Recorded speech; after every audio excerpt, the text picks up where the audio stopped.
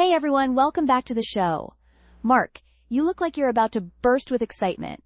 What's got you so energized today? Jenny, I've been diving deep into something that's straight out of science fiction, but it's becoming reality. We're talking about the end of GPS as we know it. And get this, it's all thanks to quantum physics. Hold up. Are you saying what I think you're saying? No more GPS? But I just used that to find the best route here. Are we going back to paper maps? Here. Excited laugh. Not exactly. It's more like an upgrade. A massive, mind-blowing upgrade. We're entering the age of quantum navigation, Jenny. This is going to change everything. Okay, you've got my attention. Quantum navigation? I'm intrigued, but also a little lost.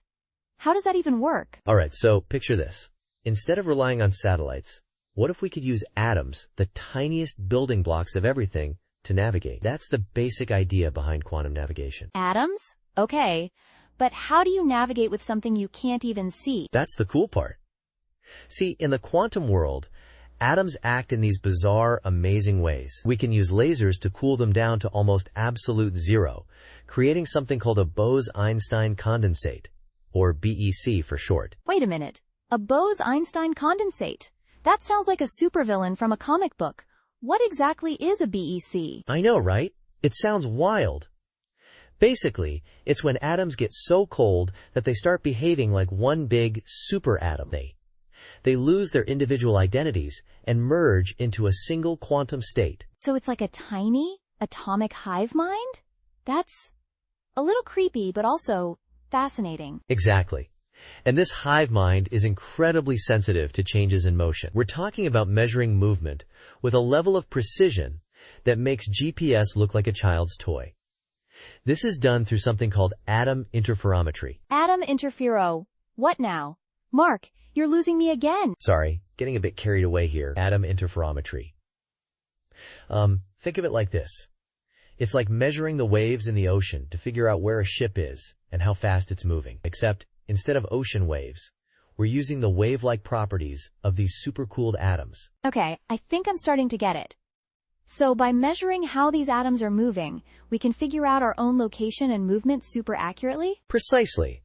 And because we're not relying on external signals like GPS, this works anywhere. Underground, underwater, even in space. Places where GPS fails, quantum navigation shines. Wow, that's a game changer. No more dead zones? I can already hear our listeners cheering. But Mark, this all sounds incredibly complex. Is this tech actually usable right now? Well, here's the thing about quantum tech. It's still early days. Right now, the equipment needed is bulky, like the size of a small room. But, and this is a big but, scientists are making huge strides in miniaturizing it. How small are we talking? Are we going to have quantum navigation on our phones anytime soon? That's the dream. And it's closer than you might think. There's this research from Sandia National Laboratories. They've managed to shrink down key components of a quantum navigation system to fit on a microchip. A microchip, Jenny? Seriously? That's incredible. So we could actually see this in our everyday devices? It's definitely on the horizon. I was just reading about Ashok Kodigala and Peter Schwint, two scientists at Sandia, and they are super excited about the progress. They are talking about a future where this tech is integrated into all sorts of things, not just for navigation, but also for things like LiDAR and quantum computing. Okay, so besides not getting lost, what are some cool ways this quantum navigation could be used? Oh man, the possibilities are endless.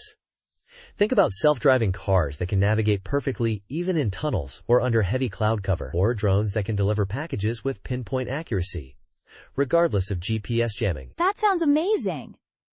But it also makes me wonder, could this technology be used for, less noble purposes? Like, could someone use it to track you without your knowledge? That's a really important question, Jenny. And it's something that the experts are thinking about too. There are definitely ethical considerations here, especially around privacy and surveillance. It's crucial that we develop this technology responsibly. Absolutely. It's like that saying, with great power comes great responsibility. We need to make sure this incredible tech is used for good. Totally. But on the positive side, just imagine the scientific discoveries this could unlock. We could explore the deep ocean, map out underground cave systems, maybe even navigate distant planets with unprecedented accuracy. Boeing just completed a 4-hour flight test using this technology for navigation. Pretty cool, huh? It's mind-blowing, really. We're standing on the edge of a new era of navigation. And it's all thanks to those tiny, super-cooled atoms behaving like a hive mind. I know, right? It's like the universe is showing off its coolest tricks. And we get to figure them out and put them to use. The fact that the UK Ministry of Defence is testing quantum navigation tech on Royal Navy ships? Well, that just shows you how close we are to this becoming mainstream. Well, Mark, you've definitely convinced me. Quantum navigation sounds like the future. I can't wait to see how this technology develops and changes the world around us. This is going to be an exciting journey, to say the least. Absolutely, Jenny.